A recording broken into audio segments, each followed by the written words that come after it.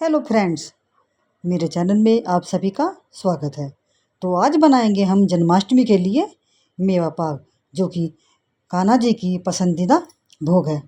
तो चलिए शुरू करते हैं। तो इसके लिए जो है मैंने ड्राई फ्रूट्स लिए हैं, मतलब कुछ कद्दू के बीज, कुछ बादाम, किशमिश और ये नारियल। इसको इसको जो है सूखा नारियल है, इसको मैंने अपने घर पे ही घिसा है। आप चाहे तो मार्केट से भी ले सकते हैं, मिलता है मार्केट में, वो थोड़ा सा बारीक होता है। अब ये कुछ जो लिए हैं मैंने खरबूजे के बीज हैं, ये इस तरीके से। और एक कटोरी लिए हैं मैंने मखाने। और आप इनमें से कोई ड्राई फ्रूट्स अपनी तरफ से ऐड भी कर सकते हैं और निकाल भी सकते हैं, क्योंकि ये मेवा पाक है। तो आप इनमें आप अपनी पसंद से कोई भी ड्राई फ्रूट्स ऐड कर सकते हैं। आप सबसे पहले ले लेंगे एक कढ़ाई, भारी तले की कढ़ाई लेंगे और उसमें डाल देंगे सबसे पहले बादाम, 1 चम्मच देसी घी डालकर, क्योंकि मिठाई वगैरह में देसी घी ही डलता है और उसका ही टेस्ट होता है। अब बादाम को हम मीडियम आंच पर भून लेंगे। देखिए इसका कलर भी बदल चुका है। बस इतना ही हमें भूनना है और अब इन्हें निकाल लेंगे, क्योंकि बादाम में सबसे ज़्यादा टाइम लगता है। तो सबसे पहले बादाम ही भूनेंगे और मीडियम आंच पर भूनने हैं। अब डाल देते हैं हम ये कद्दू के बीज।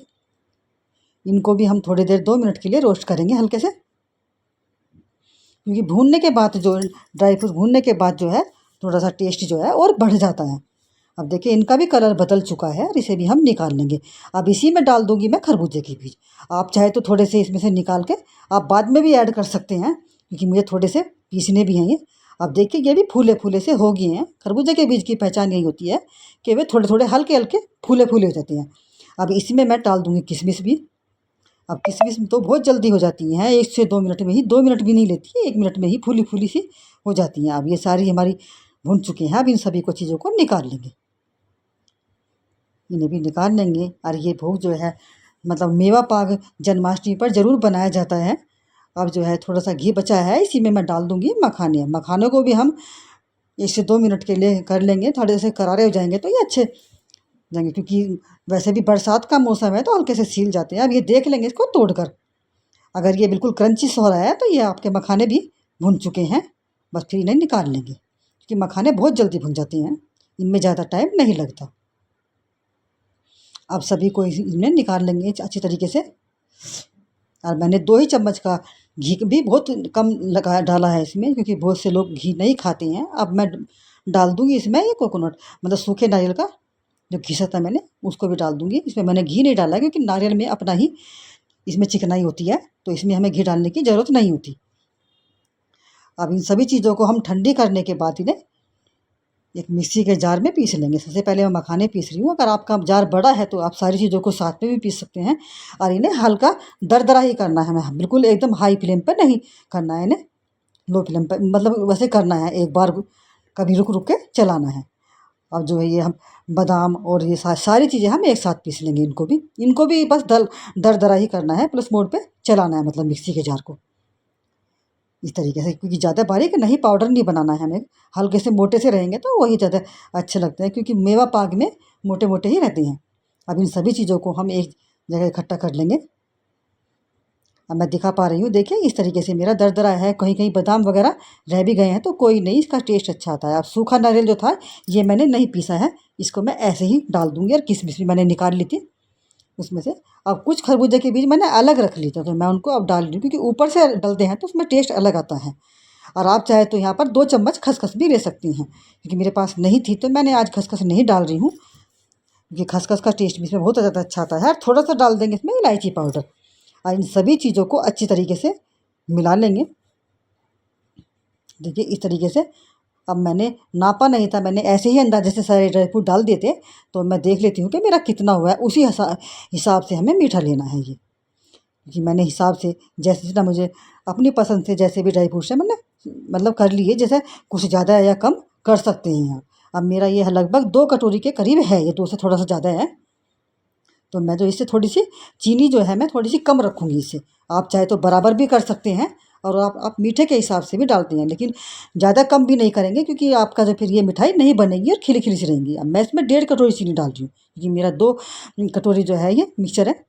तो मैं इसमें 1.5 कटोरी डाल रही हूँ। और आप चाहे तो एक भी रख सकते हैं, अगर कम ज़्यादा मीठा खाती हैं तो आप एक भी रख सकते हैं। और इसकी जगह पर आप गुड़ या मिश्री भी ले सकती हैं, या फिर देसी खांड जो होती है वो भी डाल सकते हैं। अब मैं इसे कढ़ाई में डाल दूँगी। मेरी 1.5 कटोरी चीनी थी तो मैं इसमें आधी कटोरी पानी ही डालूँगी। मैंने आधी कटोरी पानी डाल दिया, क्योंकि ज़्यादा पतली चाशनी हो जाती है तो फिर वो मिठाई हमारी जमने में दिक्कत होती है। तो इसलिए पानी ज़्यादा नहीं डालेंगे, सिर्फ आधी कटोरी डालनी है हमें।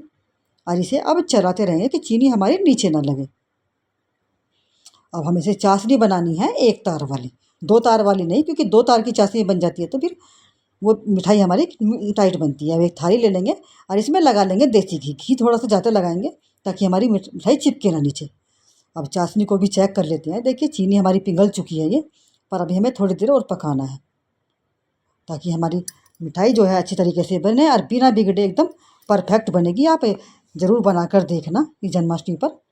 अब देखिए देख लेते हैं कि तार हमारा, हाँ देखिए एक तार इसमें आ रहा है।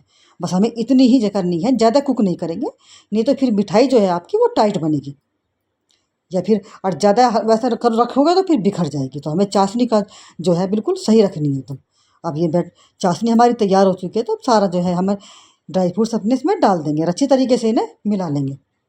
और गैस जो है यहाँ पर या तो मीडियम कर दीजिए या बंद, नहीं तो जल्दी ही फिर जो चाशनी होती है वो टाइट हो जाएगी। कपड़े से पकड़ लेंगे क्योंकि कढ़ाई भी गर्म है और ये जो है ना बहुत जल्दी होता है, तो इसलिए किसी कपड़े से पकड़कर आराम से ही काम करेंगे। कि इस तरीके से सारे बैटर को अच्छी तरीके से मिला लेंगे। और अभी तो थोड़ा सा ये ढीला सा होगा, अगर आपको लगे कि आपका बैटर थोड़ा सा पतला हो गया है, मतलब चाशनी की वजह से, तो फिर थोड़ी देर और आप इसे कर लीजिए कुक इस तरीके से। वैसे इतना जितना मैं दिखा पा रही हूँ कि इतना ही पतला आपको रखना है और ये आराम से आपकी जम जाएगी खूब अच्छी तरीके से। आपको कोई भी प्रॉब्लम नहीं होगी, अगर आप सही नाप से बनाओगे तो आपको कोई दिक्कत नहीं होगी। और जन्माष्टमी वगैरह पर तो ये जो है मेवा पाक जो ज़रूर बनाया जाता है। आप देखिए तैयार हो चुका है हमारा ये। अब मैं जो हमने थाली तैयार करी थी सारे इसे डाल देंगे, अपने सारे बैटर को इसमें डाल देंगे अच्छी तरीके से। अब देखिए ज़्यादा टाइट भी नहीं है हमारा, तो ये अच्छी तरीके से फैल जाएगा ना, हमें ऊपर से कुछ भी करने की ज़रूरत नहीं है बिल्कुल भी। अब मैंने जो है कुछ स्लाइस इसके गोले के लिए हैं, मतलब सूखे गोले के।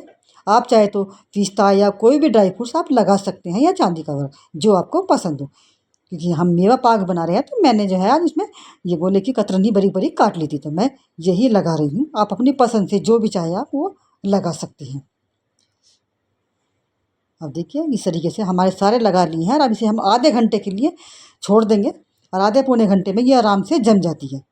अब देखिए मेरी ये पाक जम चुकी है, मुझे आधा घंटा ही हुआ है बस। अब हम इसे अपनी मनपसंद जिस तरीके से भी आपको पसंद हो, छोटे बड़े आप पीसेस से काट लेंगे। और ये खाने में भी बहुत ही अच्छी लगती है, मतलब हेल्दी तो होती है जब सारे ड्राई फ्रूट्स इसमें, लेकिन ये खाना जन्माष्टमी पर ये स्पेशल बनाई जाती है मेवा पाक। आप इस बार बनाकर देखना, आप मेरी वीडियो पर पूरी देखना। अगर आप पूरी वीडियो नहीं देखोगे तो आपको नहीं समझ में आएगा इस तरीके से। देखिए अब हम सभी पीसों को काट लेंगे और बस इसे जमने में भी आधा घंटा ही लगाया, ज़्यादा टाइम नहीं लगता है बिल्कुल भी, और सेट हो जाती है। और बिना बिगड़े आप बनाकर देखना, पहली बार में ही आप परफेक्ट बना लोगे इस तरीके से। और आपको कहीं भी प्रॉब्लम हो तो आप कमेंट करके मुझसे पूछ सकते हो, कहीं भी आपको कोई प्रॉब्लम आए।